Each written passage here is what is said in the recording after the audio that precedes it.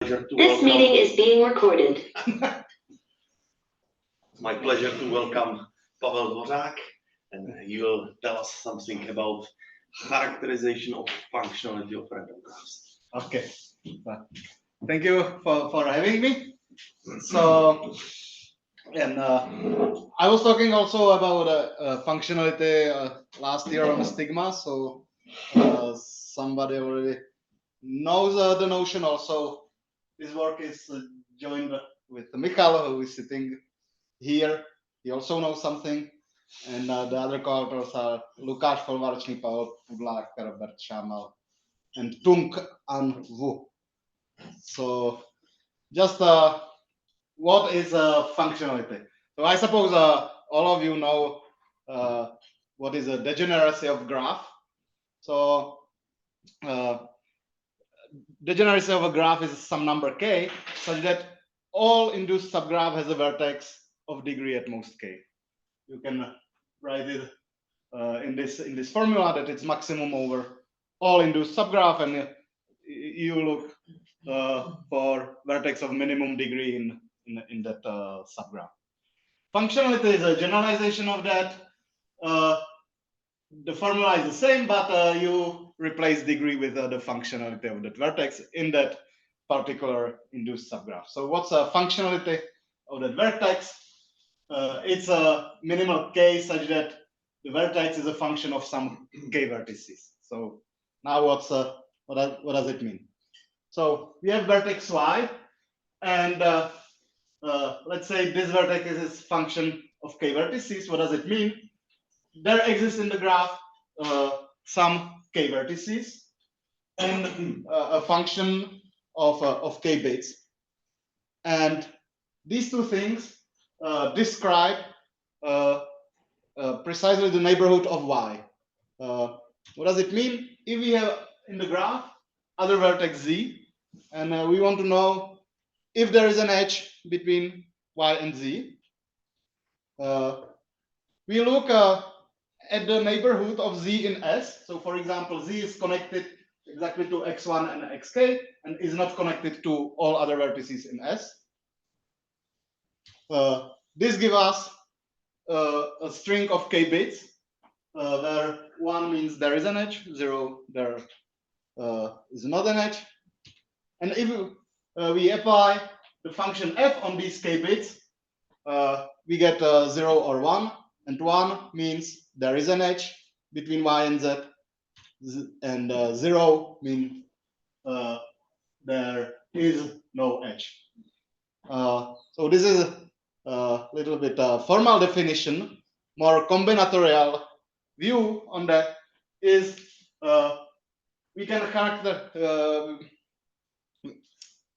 translate this function f as a function from all subsets of S to 0, 1. And let's look at some subsets, S1, S2. So let's look at S1. So look, all the vertices in the graph that are exactly connected to S1 if we are considering only the connection to the set S. So all the vertices of the graph are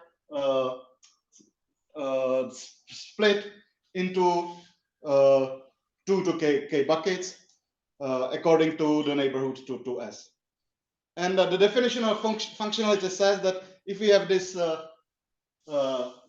this bucket that are the vertices that are connected to S1, then all these vertices, if f applied to S1 is 1, all these vertices are connected to y. Look at S2 again. Take all the vertices that are connected only to S2 in S. If S2, for example, is 0, it means none of these vertices are connected to y. So this is like combinatorial view. It means so once again, what does it mean? Y has is a function of k vertices. There are other k vertices. They split, they divide all other vertices into 2k buckets according to the neighborhood in S. and all these buckets are either, each of these buckets is either completely connected to Y or no vertex in the bucket is connected to Y. And so K would be the size of S here, right? K is the size of S, yes. So easily functionality of G is bounded, upper bounded by degeneracy, because this set S can be all neighbors of Y, and then this function F is constant 0 because no other vertex which is not in S is connected to Y. So that's the reasons why this is bound hold. And this notion was introduced into papers 2015 and 2021. And yeah, so is there a question to the definition? It's basically the only definition of the talk. So. How did we found out the S? Set S? It's like you want if you want to know the functionality of the vertex, you want to find the minimum size as with this property.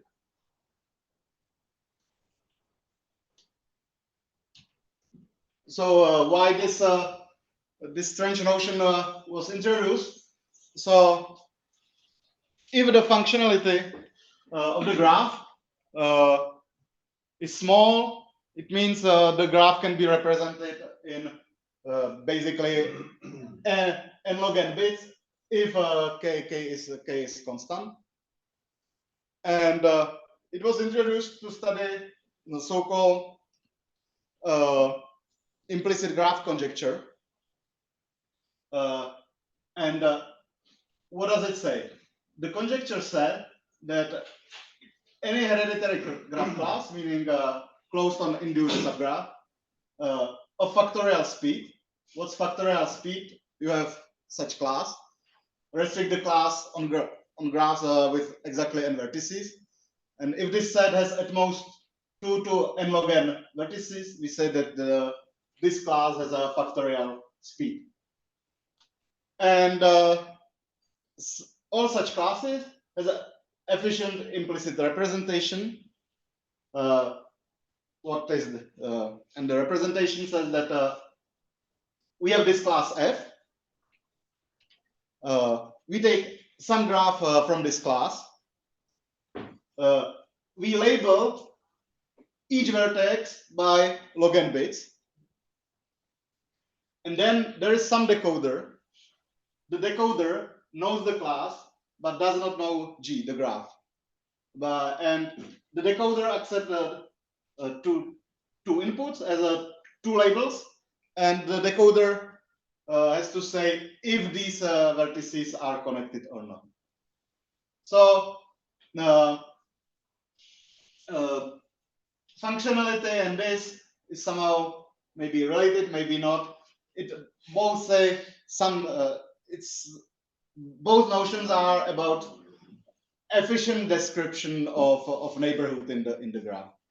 Unfortunately, this conjecture was disproved in 2022, but the parameters somehow remained, and we continue to study the parameters.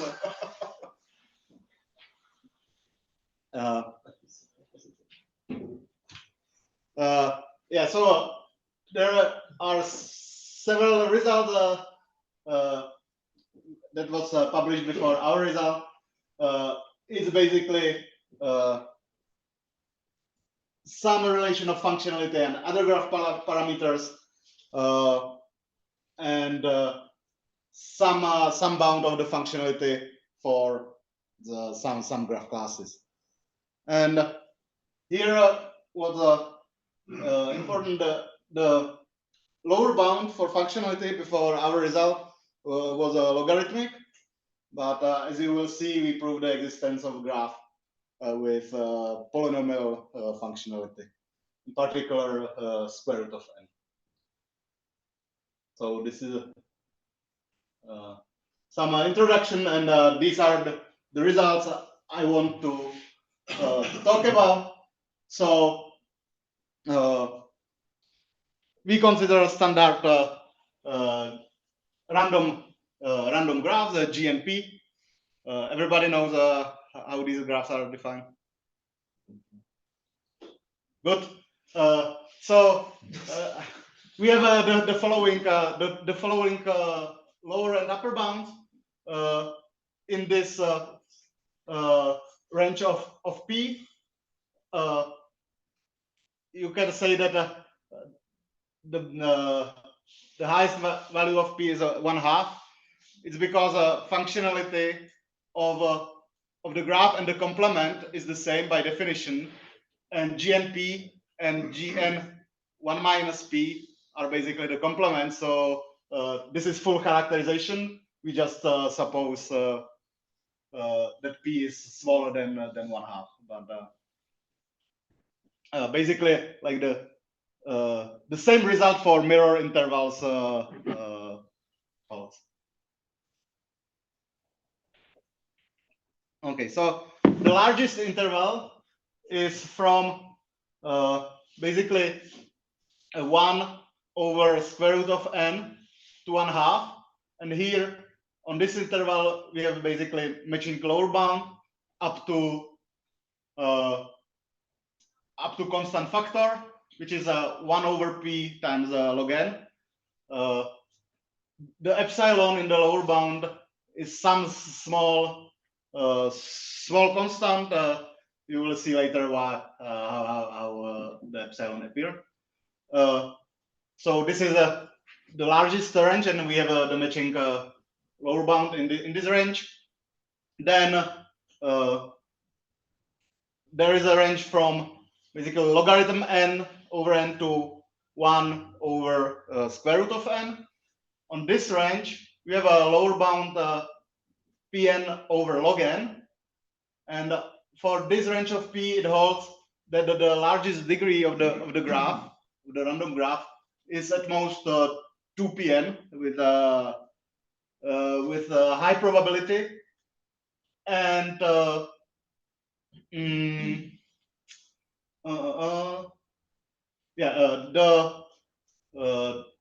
maximum degree is an upper bound for functionality, and these two values differ only in log n factor. And in the final range from 0 to logarithm n over n, we have basically no lower bound, only constant. And on this range, the maximum degree of the graph is at most logarithmic. So for the two last row, there is a log n factor between lower bound and upper bound.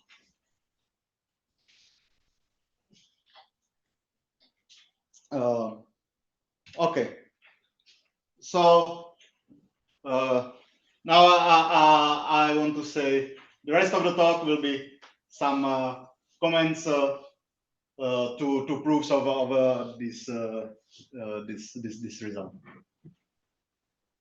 Any questions so far?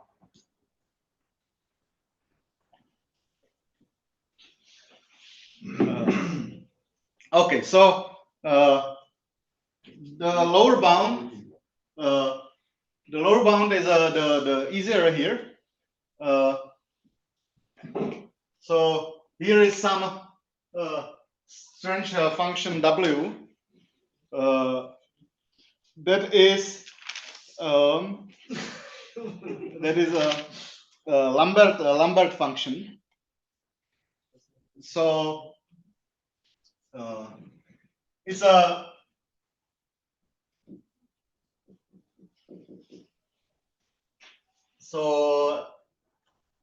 it holds for y holds that y times e to y is x. So this w is inverse to this function.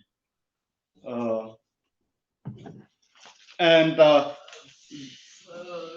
just what? Bigger? Bigger font, please. Okay. At least 12 points. Better? Much better. Okay, so like some bounds, how these functions behave. So it's basically a logarithm if x is bigger than 1 and it's a linear function between 0 and 1. So there are much more precise bounds, but in our result we don't care about constants. So this function behave basically like this. So now let's look how this theorem implies these the lower bounds in the first two rows, right? So if P is in the range, basically from it's bigger than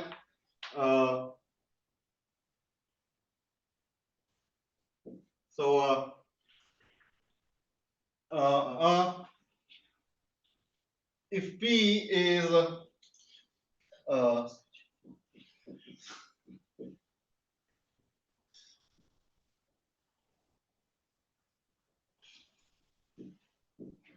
in this range, then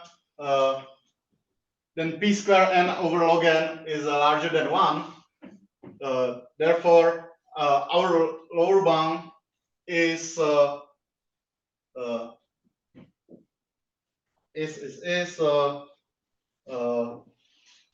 over P times log P square n over log n. And if you see the first interval, if P is larger than 1 over n 1/2 minus epsilon, then this log translates to epsilon times log n. So we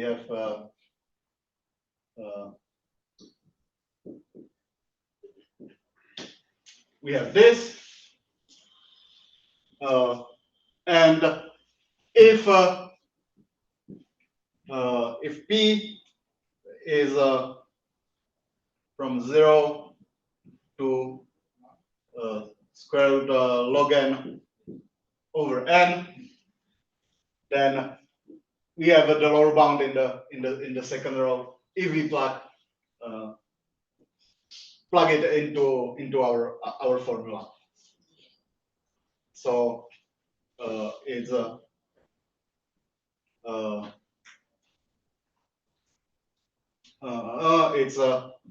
P times n log n.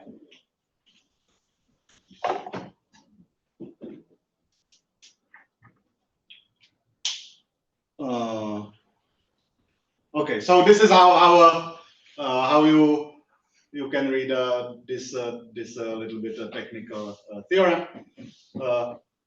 Okay, one more thing to the table, which is that basically the highest value of the functionality you get for P around 1 over square root of n, and the functionality for that value is roughly square root of n up to log n factor.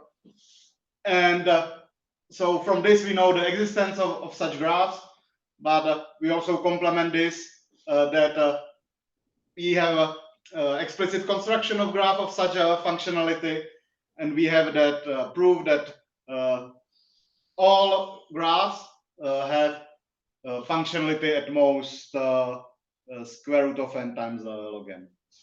So like the functionality, the maximum functionality of random graphs and all graphs is basically the same.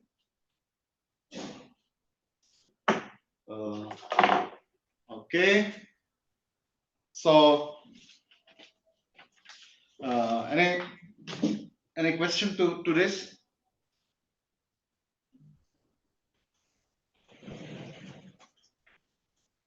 So now, how this theorem is proved is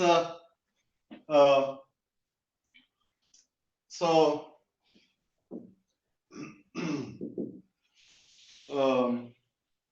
let's fix a vertex V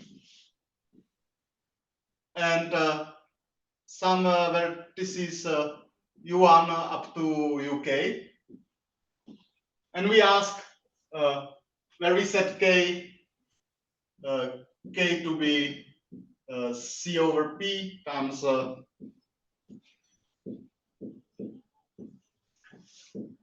where C is some small constant. We want to prove this lower bound, right? I will tell you why I like how this appeared, but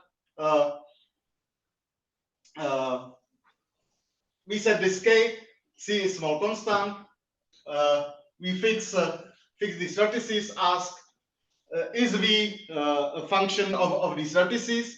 We prove it's only with small probability, and then apply union bound over these K+1 tuples, and this union bound works because of our setting K. And so how we prove that V is a function of U1 to UK only with small probability? So we take a set of vertices B that are the vertices that are not connected to U1 UK. So there is no edge here. It means that this set B is fully connected to V, or none of them is connected to V. And because this set B is somehow large, then it means that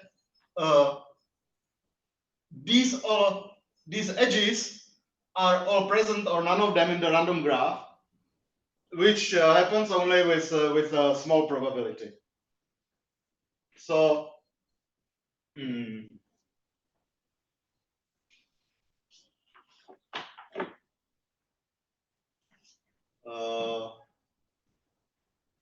are you interested in more technical details of this, or should I continue to upper bound?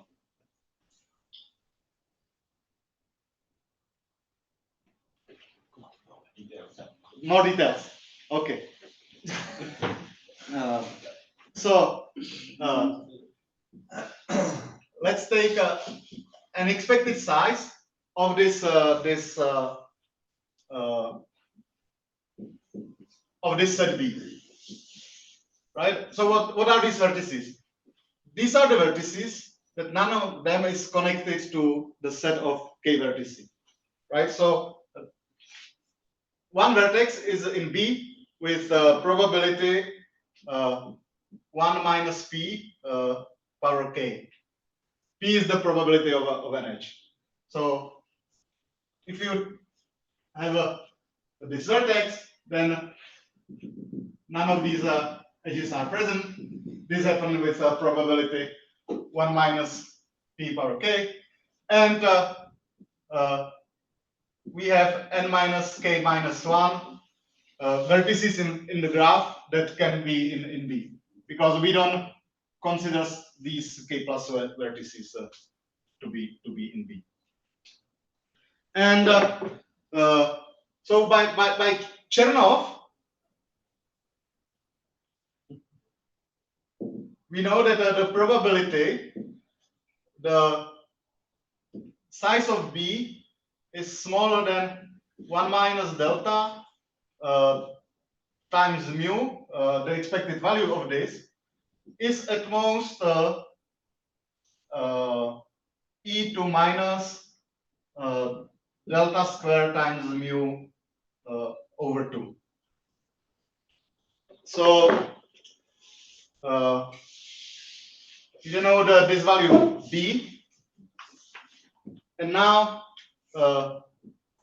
we compute the probability. V is a function function of u1 up to uk. So we bounded that with a small probability, the set B is small. So we consider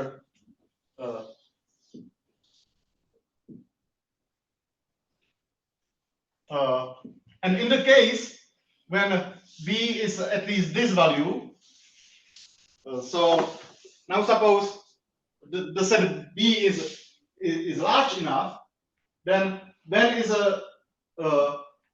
a function of u1 up to uk is the case that all the edges from B to V is present or none of them. So when all edges are present is P to B, and when all edges are not present is 1 minus P to B. And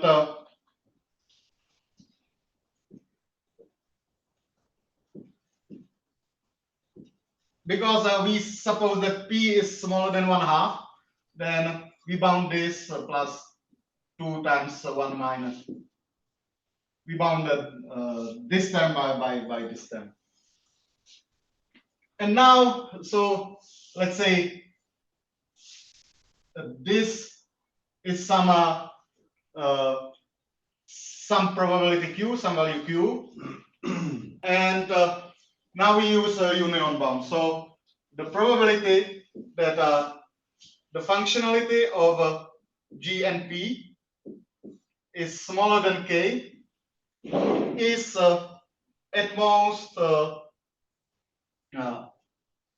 n times for picking the vertex V, n minus 1 choose K for picking U1 to UK times Q. And if we set delta to be I think a P squared. Delta squared is P, and our setting K. It's quite simple calculation, 2 lines, but you can easily prove that this is smaller than 1 over n. So basically, this seems somehow magical, but it appears when you see the formula of the union bound. And so this is the whole proof for the lower bound. Now the fun starts, because the upper bound is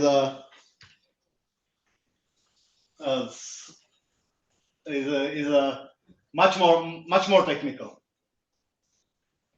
But somehow the idea comes from the lower bound. So we want to prove this, that the functionality of G and P is 1 over P times log n. And so the idea is the following. If we take, let's take some now, so proof of upper bound. So K is again some constant over P times log n. So let's take some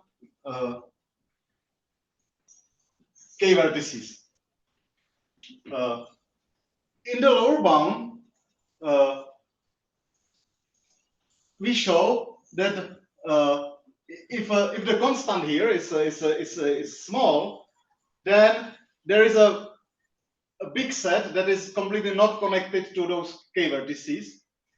Therefore, it should be all connected to V or none of them, and the functionality has to be bigger. Here, if you take C large enough, then with high probability, each other vertex from the graph has a unique neighbor in this. Let's call this set S. So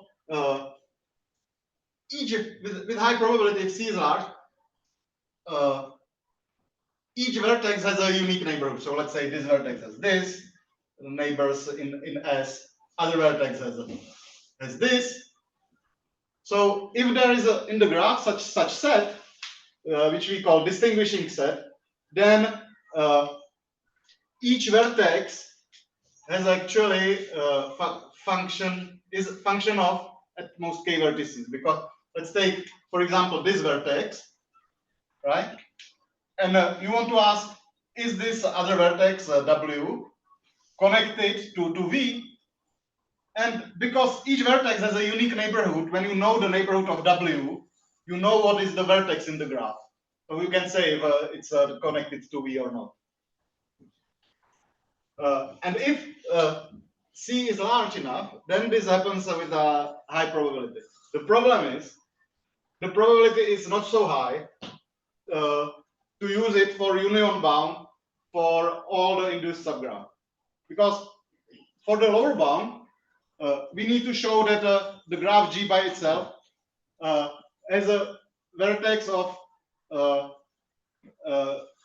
functionality at least k. But when we talk about upper bound, we need to show that each induced subgraph has a vertex of functionality at most k. And there are really a lot of induced subgraphs. So when we want to use a union bound and we don't have anything more, then we need to push down this probability to really small value. So still have some time. So how we do it? We cannot do it just by increasing the constant C. We need to do something more clever. And the one clever thing is a method of alterations. So we take this k vertices, and maybe it's not a distinguishing set. Maybe there are some vertices, let's say V, W, and W prime, that has the same neighborhood. But if these such vertices, there are only a small number of them, let's say at most k, then we can add them to our set, and we get a distinguishing set of size 2k. So meaning, so S is almost distinguishing if for S is some set E of such that of some exceptional vertices, set E has size at most k, such that all vertices outside S and E has a unique neighborhood in S. And such event has very, very, very small probability that it does not hold. Therefore, we can prove that each induced subgraph has almost distinguishing set, and therefore it provides us the upper bound for the functionality. So now it's up to if I should continue with more details for the upper bound, or I should stop now. So you decide.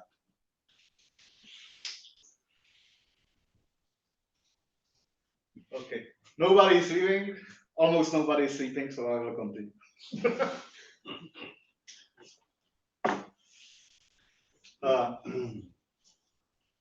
Okay, so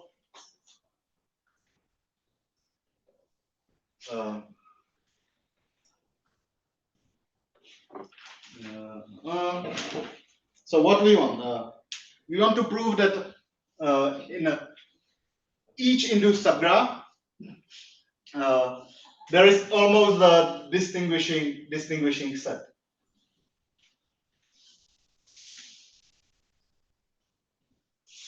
So we split so let's have some induced subgraph of L vertices.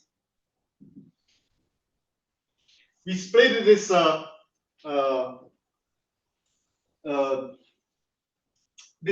vertices of the subgraph into basically 3 almost equal parts, and let's look at in one part, and we split this this part into sets of size k. And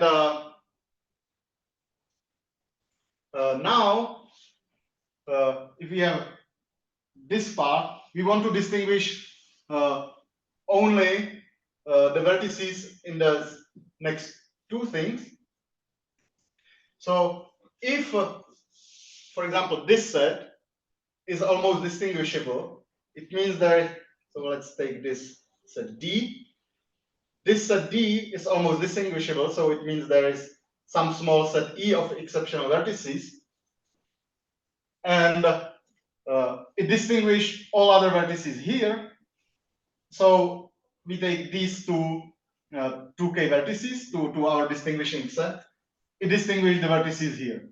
And if we repeat this for all these three parts of the graph, at the end we get 6k vertices, which distinguish all vertices in the graph.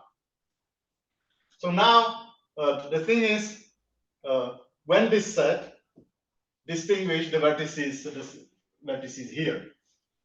So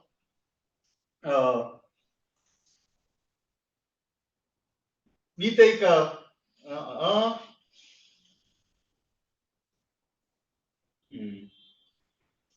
so let's take this this set D. It splits this vertices into 2k buckets according to neighborhoods, or maybe call it bins, according to the neighborhood in 2D. So if some L is subset of D, we denote this bin to be BL. So BL contains exactly the vertices that are connected exactly to L in D. And so when D is almost distinguishable, it's so it's exactly when we sum over all buckets. So we need to count the number of exceptional vertices. So if you look into one bin, right? Each bin has a budget 1. If in the bin there are more vertices, then it counts to the exceptional vertices. So if we count the maximum of 0 and the size of the bucket -1, we get the exact number of exceptional vertices. So what we want is that this sum is at most k. And how much time?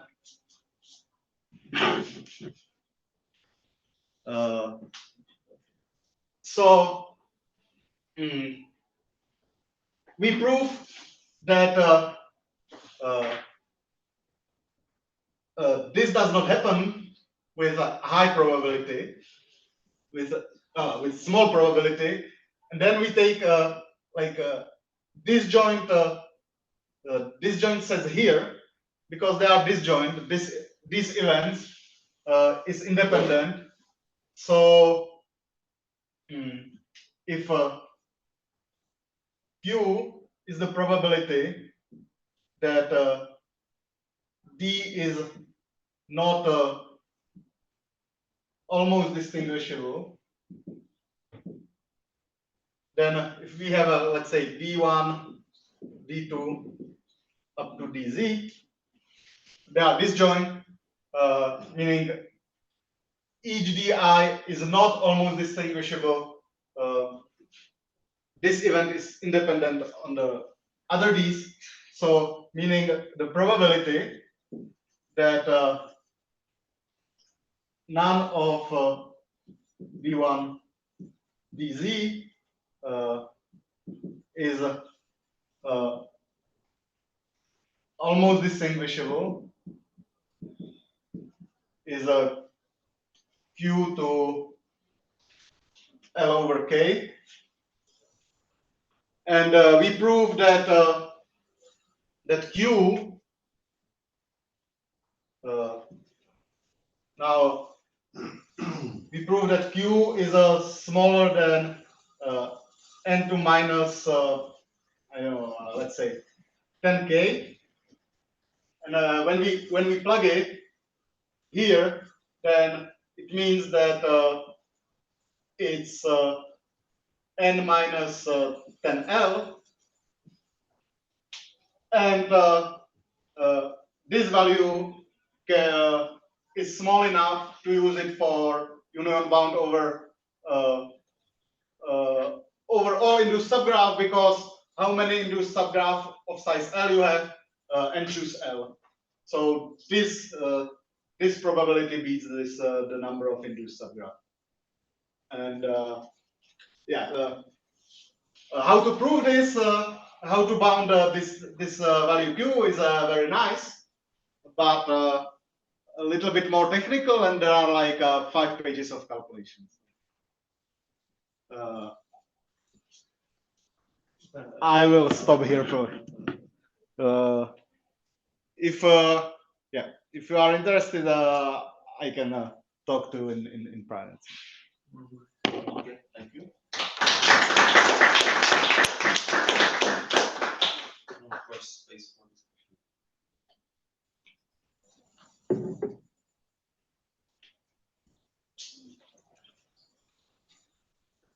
So this conjecture was disproved but this still means that you can describe the graph using only qubits, right? Like if it has small functionality, you can describe it. Yeah, Not so many bits. Yeah, that's true. Like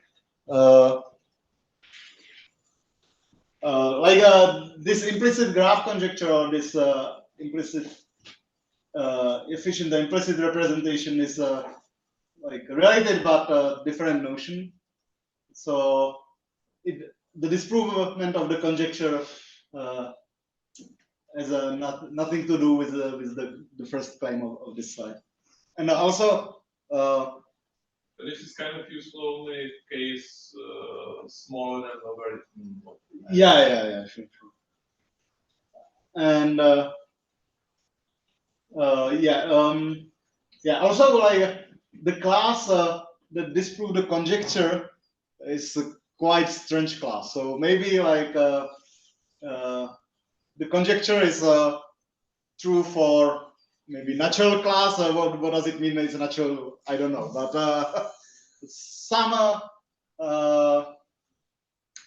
some weaker conjecture might still hold.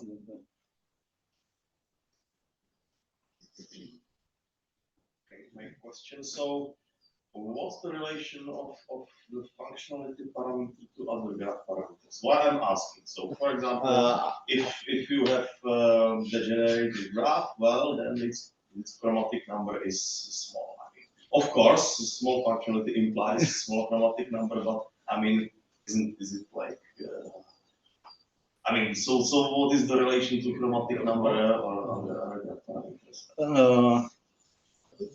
Yeah, that's I don't know. Maybe Michal knows more about these relations.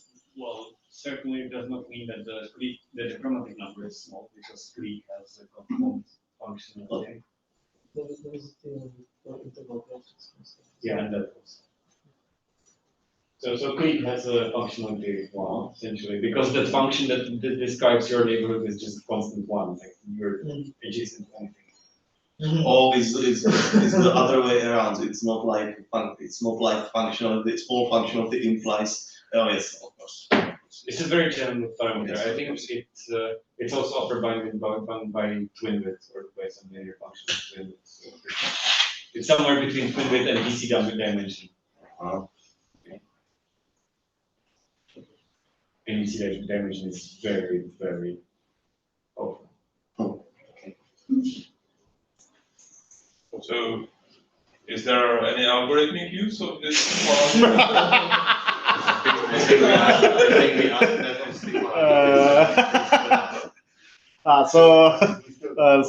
Any other questions? Not anything new from Stick. Oh, nobody asked about that. They are still friendly. So I would ask it. Yeah. So instead in the definition you said that you need to have this distinguishing set. In this theorem you used this sort of almost distinguishing set where you allow at most k vertices to be such that if you add them to the set, then you have the correct set S. So is it special that you allow at most k, but if you allow at most 2 to the k or some function of k? Like it seems to me that it's the same parameter, right?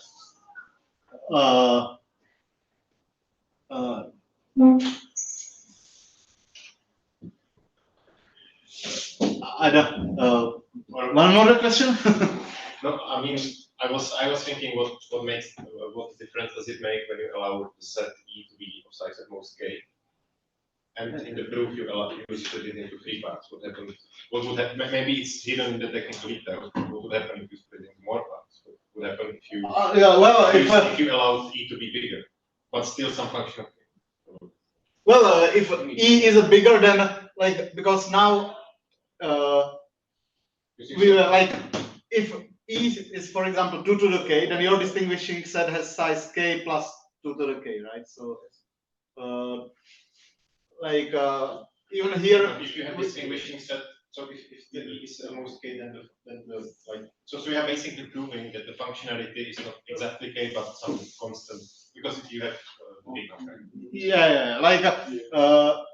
We use this we don't know if this distinguishing sets were used before. It seems like quite natural notion, but we didn't find anything of it. But we just use it for the bound for the functionality, right? So we want that this set S and this set E both are somehow small. So it makes sense that both of them are equal sign.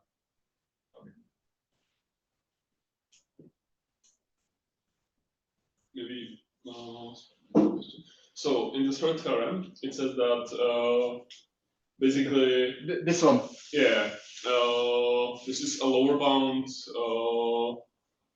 on functionality of this Q-graph, but if you look at the number of vertices, it's logarithmic in the number of vertices. Yeah. It's this lower bound is logarithmic. There any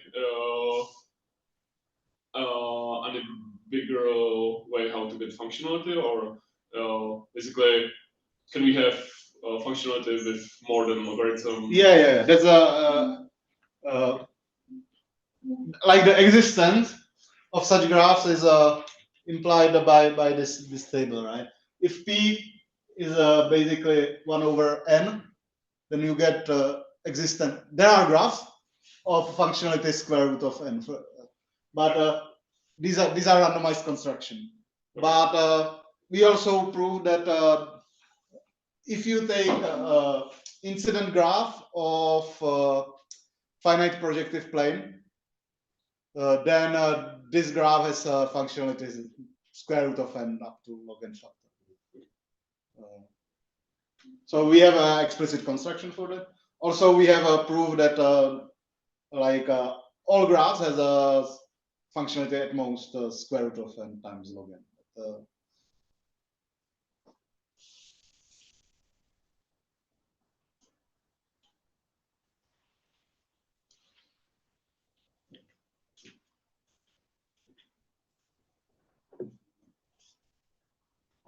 That's all. Thank you very much.